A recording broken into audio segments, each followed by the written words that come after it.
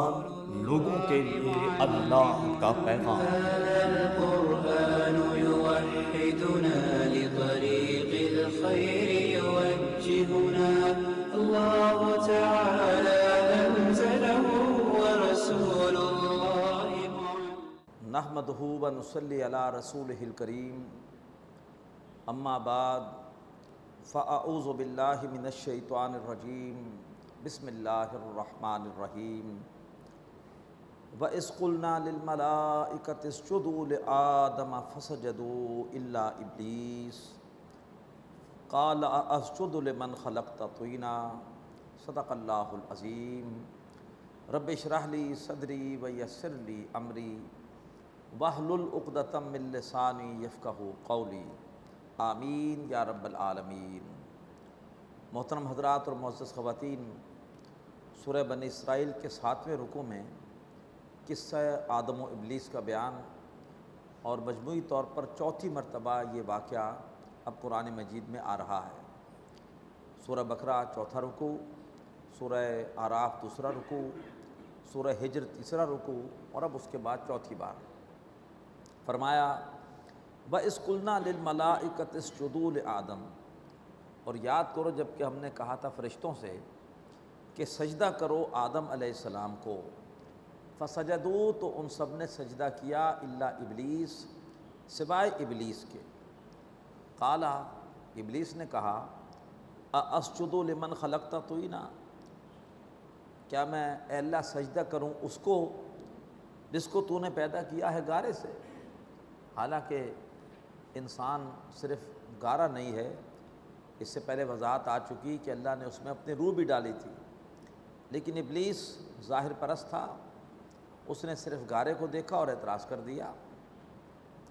قال، ابلیس نے مزید کہا ارأیتک ھذا الذی کرمت علی، اے اللہ کیا تو نے دیکھا اس کو، اس آدم کو کہ جس کو تو نے مجھ پر بڑھا دیا ہے، مجھ پر فضیلت دی ہے، لئن اخرتنی الی یوم القیامہ، اگر تو مجھے مہلت دے قیامت کے دن تک کے لیے، لأحتنکن ذریتہ الا قلیلا، تو میں ضرور جڑ سے اکھاڑ دوں گا اس کی اولاد کو سوائے ان میں سے چند کے۔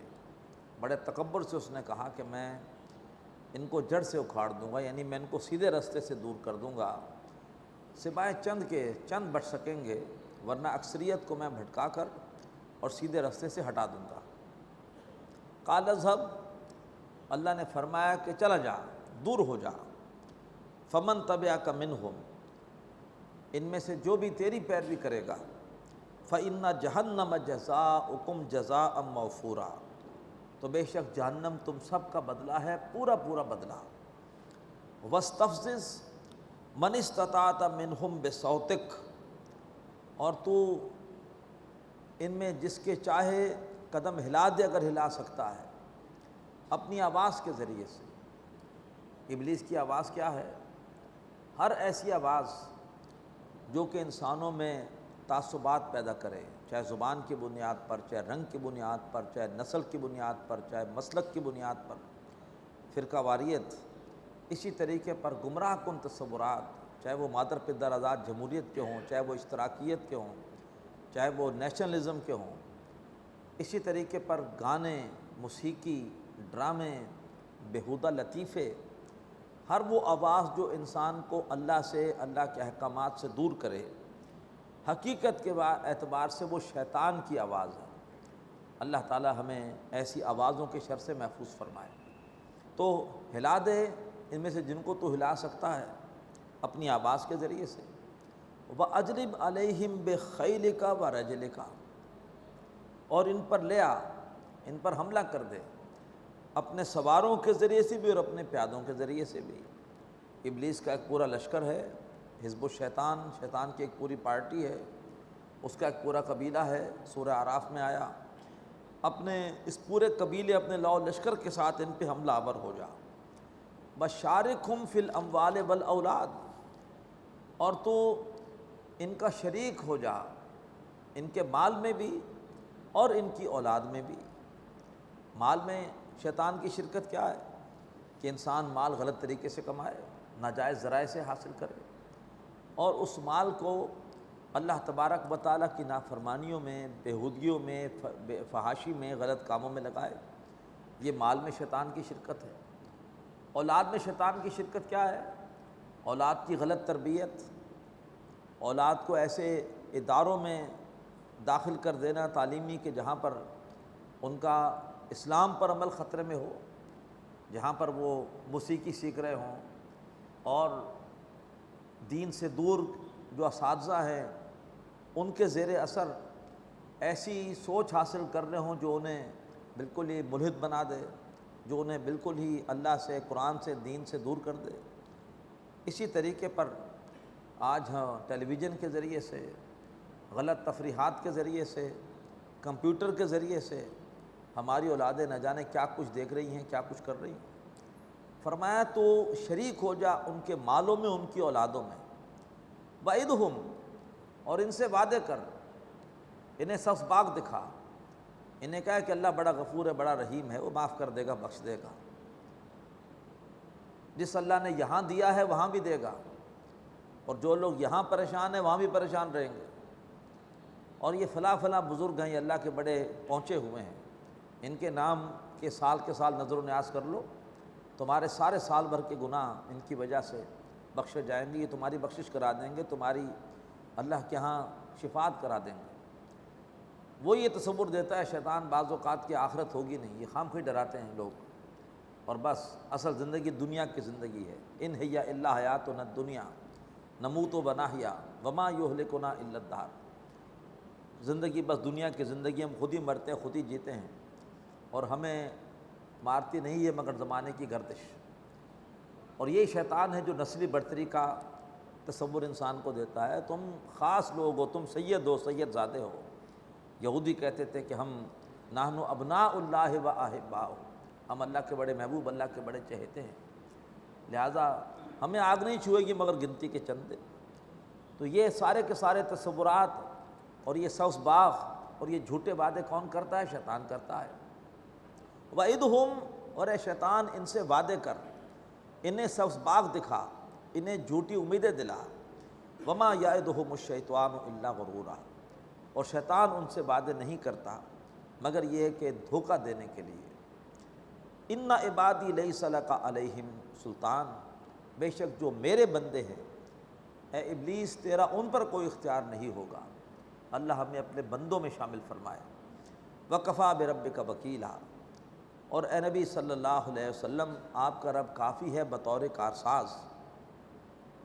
ربکم الذی یسجی لکم الفلک فی البحر، تمہارا رب تو وہ ہے کہ جو تمہارے لیے چلاتا ہے کشتیوں کو دریاؤں میں، سمندروں میں۔ کیوں؟ لتبتغوا من فضلہ، تاکہ تم اللہ تعالیٰ کے فضل میں سے تلاش کر سکو۔ بہت ساری ہماری تجارتی سرگرمیاں ہوتی ہی بحری سفر سے ہیں، سمندر کے ذریعے کشتیوں، سمندروں میں سفر کشتیوں کے ذریعے۔ انہ کان بکم رحیما، بے شک وہ اللہ تمہارے حق میں بہت رحم کرنے والا ہے۔ وَإِذَا مَسَّكُمُ الضُّرُّ فِي الْبَحْرِ، تو جب تمہیں دریا میں کوئی آفت آ چھوتی ہے، تمہاری کشتی ڈولتی ہے، طوفان آتا ہے، ظَلَّ مَن تَدْعُونَ إِلَّا إِيَّاهُ، تو تم بھول جاتے ہو جن کو بھی تم پکارتے ہو سوائے اللہ کے، سوائے اللہ کے تمہیں اور کوئی یاد نہیں آتا، پسی ہوئی گوٹ صرف اللہ ہی نکال سکتا ہے، تو لہٰذا صرف اللہ کو پکارتے تھے۔ فَلَمَّا نَجَّاكُمْ إِلَى الْبَرِّ آنَسْتُمْ، پھر جب اللہ تعالیٰ تمہیں بچا کر لے آتا ہے خشکی پر تو تم پھر دوبارہ پھر جاتے ہو، دوبارہ اپنے شریکوں کو پکارنا شروع کر دیتے ہو۔ وَكَانَ الْإِنسَانُ كَفُورًا، اور انسان واقعی ناشکرا ہے۔ أَفَأَمِنْتُمْ، ارے کیا تم اس بات سے امن میں ہو، أَن يَخْسِفَ بِكُمْ جَانِبَ الْبَرِّ، کہ اللہ تعالیٰ تمہیں خشکی کے کناروں پر دھسا دے۔ کیا خشکی پر اللہ کی آفت نہیں آ سکتی؟ آسودہ ساحل تو ہے مگر شاید کہ تجھے معلوم نہیں، ساحل سے بھی موجیں اٹھتی ہیں، خاموش بھی طوفان ہوتے ہیں، تو ساحل پر کیا تم اللہ تعالیٰ کی آفتوں سے پکڑ سے بچ گئے؟ اللہ تعالیٰ تمہیں ساحل پر بھی، خشکی پر بھی دھسا سکتا ہے۔ او یرسل علیکم حاصبا، یا اللہ تعالیٰ تم پر خشکی پر ہی ایک تیز ہوا بھیج دے، ایک تیز آندھی بھیج دے، ثم لا تجد لکم وکیلا، اور پھر تم اپنے لیے کوئی بھی کارساز نہ پاؤ جو تمہاری بگڑی بنا سکے۔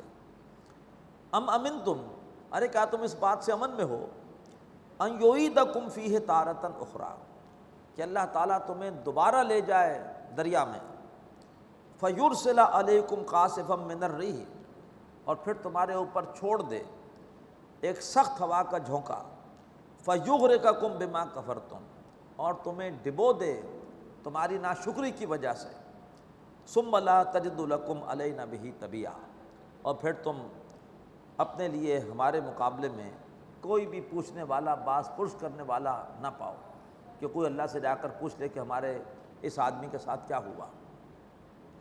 بڑی اہم آیت آ رہی ہے۔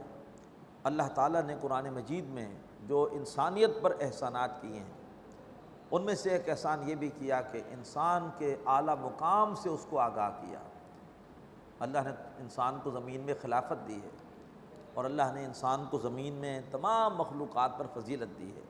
فرمایا وَلَقَدْ كَرَّمْنَا بَنِي آدم، ہم نے بنی آدم پر بڑا کرم کیا، وَحَمَلْنَاهُمْ فِي الْبَرِّ وَالْبَحْرِ، اور ہم ہی بنی آدم کو، آدم علیہ السلام کے بیٹوں کو اٹھائے پھرتے ہیں خشکی میں بھی اور سمندر میں بھی۔ وہ بظاہر سفر کر رہے ہوتے ہیں سواریوں پر، وہ سواریاں کس نے بنائی ہیں؟ ہم نے بنائی ہیں۔ اور اب تو ہم کہہ سکتے ہیں کہ اللہ تعالی ہمیں خشکی میں بھی اٹھائے پھرتا ہے، سمندر میں بھی، فضا میں بھی۔ وَرَزَقْنَاهُم مِّنَ الطَّيِّبَاتِ، اور ہم نے ان کو رزق دیا ہے پاکیزہ۔ ذرا غور کیجئے، انسان کیا کھاتے ہیں، اس کے مقابلے میں جانور کیا کھاتے ہیں، کتنا بڑا فرق ہے۔ بالکل جو ہے وہ بعض چیزیں گل سڑ جاتی ہیں، جانور کھا رہے ہوتے ہیں، انسان نہیں کھا سکتا۔ انسان کو اللہ تعالیٰ نے پاکیزہ چیزیں دی ہیں کھانے کے لیے۔ واحد انسان ہے جو مختلف چیزوں کو ملا کر نئے نئے ذائقے بناتا ہے۔ کیا اور کوئی مخلوق ایسا کر سکتی ہے؟ نہیں کر سکتی۔ یا تو آپ اسے جو دیں گے وہ کھا لے گی، اور خود ایک ہی چیز ہوگی اسے کھاتی رہے گی۔ لیکن انسان کو اللہ تبارک و تعالیٰ نے کیسی صلاحیت دی ہے، کیسے ذائقے بنانے کا ڈھنگ دیا۔ وَفَضَّلْنَاهُمْ عَلَىٰ كَثِيرٍ مِّمَّنْ خَلَقْنَا تَفْضِيلًا، اور ہم نے ان کو جو بہت سی مخلوق ہم نے بنائی ہے اس پر فضیلت دی ہے۔ یہ ہے انسانیت پر اللہ کا احسان کہ تمام مخلوقات میں انسان اوپر ہے۔ بہت بڑی انسانیت کی توہین ہے، تذلیل ہے کہ انسان اپنی جیسی دوسری مخلوقات کو سجدہ کرنا شروع کر دے، ان کو اپنا معبود بنانا شروع کر دے، سورج کو، چاند کو، درختوں کو، آگ کو۔ تذلیل ہے انسانیت کی۔ اللہ نے انسان کو عزت دی ہے۔ یوم ندعو کل اناس بامامہم، اس روز ہم تمام لوگوں کو بلائیں گے ان کے نام اعمال کے ساتھ۔ امام کا ایک مطلب لیڈر بھی ہوتا ہے، اور ایک اس کا مطلب ہے نام اعمال بھی۔ سورہ یاسین میں آتا ہے وَكُلَّ شَيْءٍ أَحْصَيْنَاهُ فِي إِمَامٍ مُبِينٍ، ہر چیز کو لکھ رکھا ہے کھلی کتاب میں۔ تو روز قیامت تمام انسانوں کو ہم بلائیں گے ان کے لیڈروں کے ساتھ۔ یہ مفہوم بھی صحیح ہے۔ فرعون کے پیروکار فرعون کے ساتھ آئیں گے، نمرود کے پیروکار نمرود کے ساتھ آئیں گے۔ سورہ ہود میں آتا ہے کہ فرعون اپنی قوم کے آگے آگے آئے گا اور انہیں آ کر جہنم میں اتار دے گا۔ تو جس کو ہم لیڈر مانتے ہیں، روز قیامت ہمارا انجام اسی کے ساتھ ہوگا۔ اب یہ طے کر لیں کہ لیڈر ہمارا دنیا دار ہے یا اللہ والا ہے۔ اور یہ بھی مفہوم ہے کہ اس روز ہم تمام انسانوں کو بلائیں گے ان کے نام اعمال کے ساتھ۔ فمن اوتیا کتابہ بیمینہ، تو جس کو اس کی کتاب، اس کا نام اعمال دیا گیا اس کے دائیں ہاتھ میں، فاولئک یقرؤون کتابہم، تو وہ اپنا نام اعمال خوشی خوشی پڑھ رہے ہوں گے۔ ولا یظلمون فتیلا، اور ان کے ساتھ تاگے کے برابر بھی زیادتی نہیں کی جائے گی۔ اللہ تبارک و تعالی ہمیں یہ نعمت عطا فرمائے۔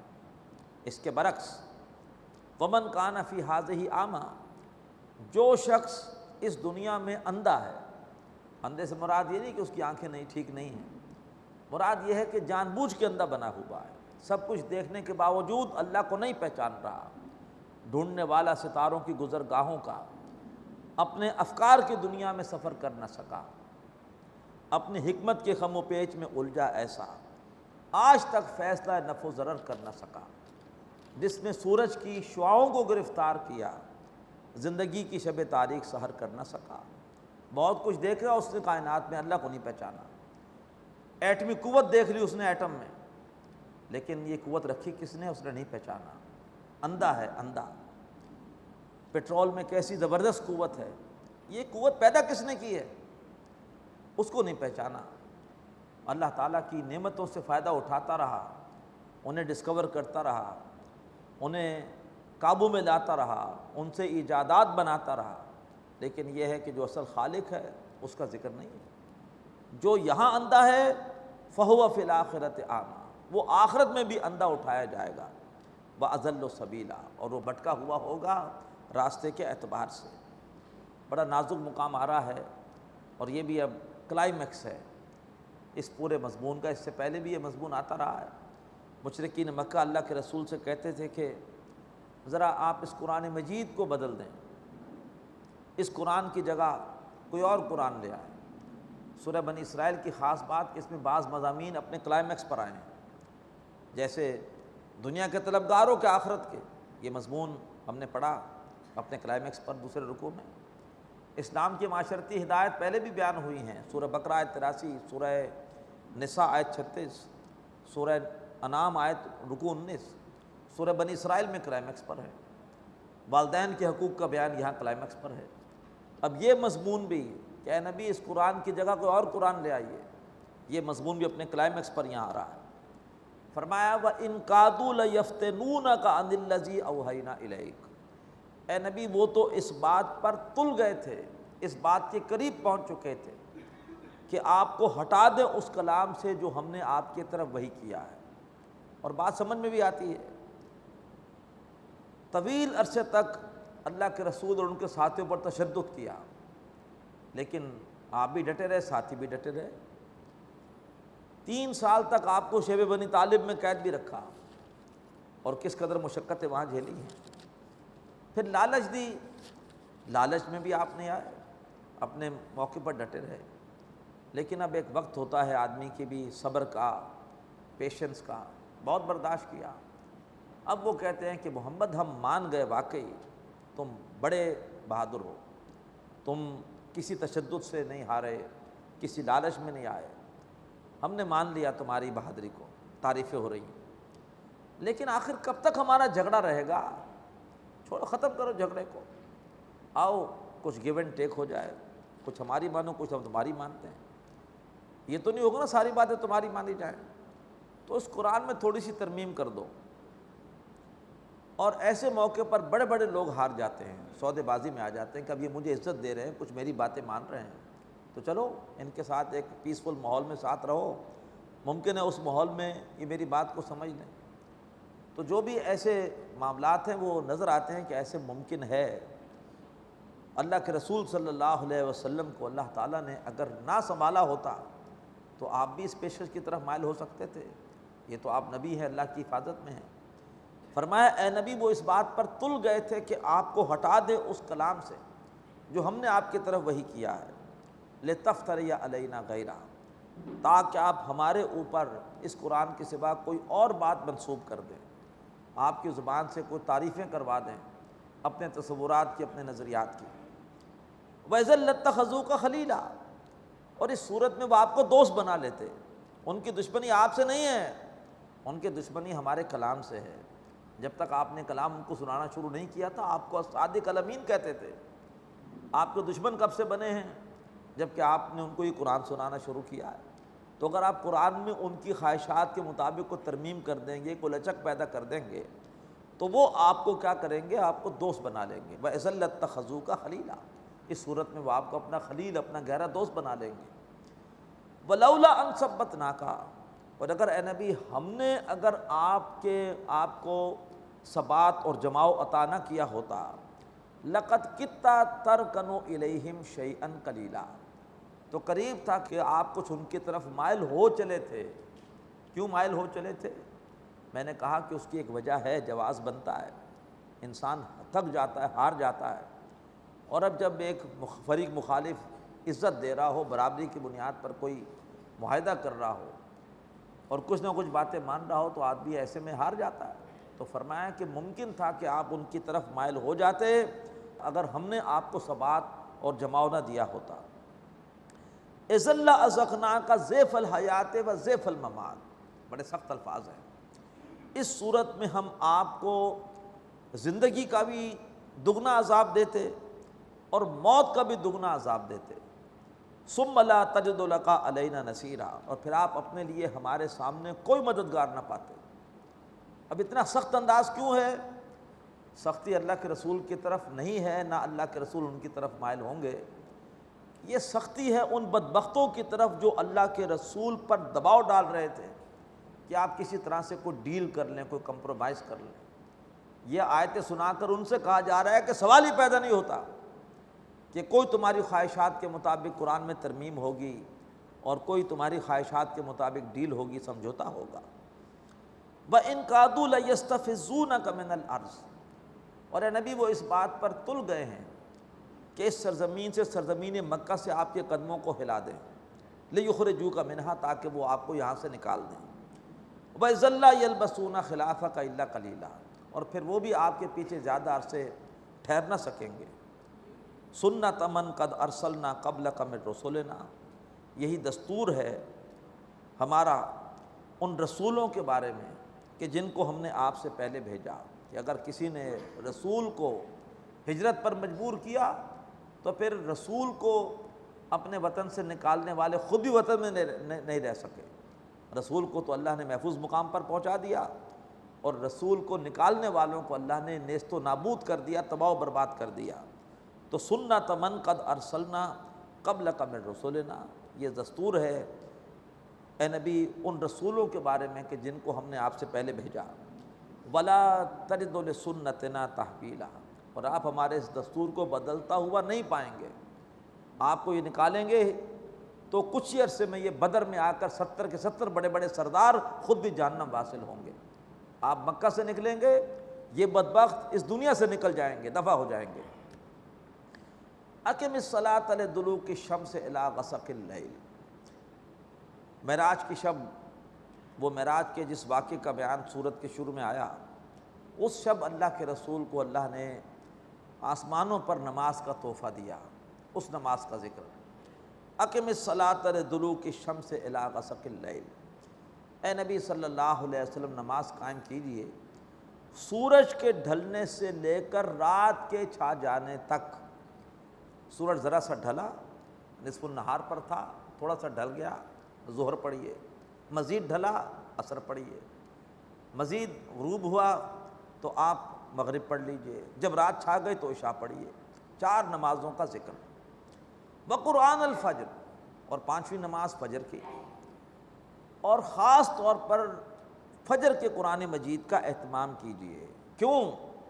ان قرآن الفجر کان مشہودا، اس لیے کہ فجر کے قرآن پر تو حاضری ہوتی ہے، تم بھی سو کر اٹھتے ہو، فریش ہوتے ہو، پوری توجہ کے ساتھ، حاضری کے ساتھ قرآن سنتے ہو۔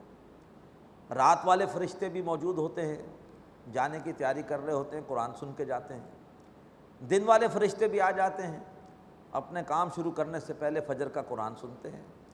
بڑی زبردست حاضری ہوتی ہے۔ اللہ تعالی ہم سب کو فجر کی نماز باقاعدہ پڑھنے کی توفیق عطا فرمائے۔ سنت ہے کہ فجر میں طویل قرات کی جائے۔ ائمہ حضرات اس لیے فجر کی نماز میں طویل قرآن سناتے ہیں۔ فرمایا ان قرآن الفجر کان مشہودا، اے نمود سحر جزاک اللہ، آج وہ بے نقاب ہیں گویا۔ ویسے فجر کا وقت بڑا پیارا وقت ہے، بڑا سہانا وقت ہے، اور اس وقت میں قرآن مجید، اس کی تلاوت کتنا بڑا اللہ تعالیٰ کا تحفہ ہے۔ وَمِنَ اللَّيْلِ فَتَہَجَّدْ بِهِ، اور رات میں اے نبی صلی اللہ علیہ وسلم تہجد پڑھیے اس قرآن کے ساتھ۔ تہجد کے آداب میں ہے کہ قرآن یاد کیا جائے، تہجد میں ٹھہر ٹھہر کے قرآن پڑھا جائے۔ وَرَتِّلِ الْقُرْآنَ تَرْتِیلًا، یہ تہجد نہیں ہے کہ ایک رکعت میں 12 دفعہ سورہ اخلاص اور دوسری میں 11 مرتبہ اور پھر 10 مرتبہ پھر 9 مرتبہ۔ حقیقت یہ ہے کہ تہجد کا حق تب ادا ہوتا ہے جب کہ انسان قرآن مجید حفظ کرے اور تہجد میں طویل قرات کرے، لمبے لمبے قیام ہوں، لمبے لمبے رکوع، لمبے لمبے سجود۔ رات کی گھڑیوں میں اے نبی آپ اس قرآن کے ساتھ تہجد پڑھیے، نافلہ تلک، یہ آپ کے لیے اضافی نماز ہے۔ باقی لوگوں پر تہجد فرض نہیں ہے، آپ پر 5 وقتہ نماز کے ساتھ اے نبی تہجد بھی فرض ہے۔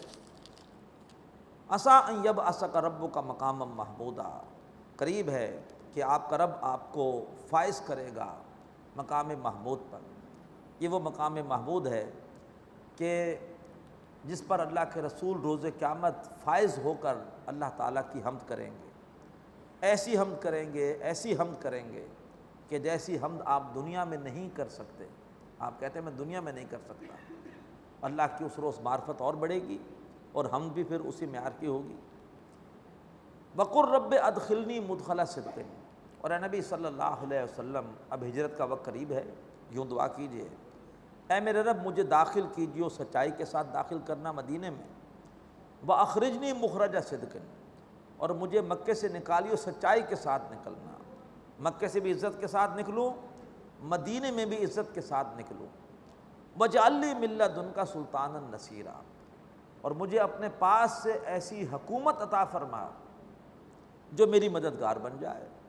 اللہ نے دعا سن لی، اللہ نے حکومت دے دی، اور اس کے بعد 8 سال بعد اس حکومت کے ساتھ اللہ کے رسول مکے میں فاتح کی حیثیت سے داخل ہوئے، بتوں کو گرایا اور یہ کلمات ادا کیے، وَقُلْ جَاءَ الْحَقُّ وَزَهَقَ الْبَاطِلُ، کہہ دیجئے کہ حق آ گیا اور باطل مٹ گیا، اِنَّ الْبَاطِلَ كَانَ زَهُوقًا، اور بے شک باطل ہے ہی مٹنے کے لیے۔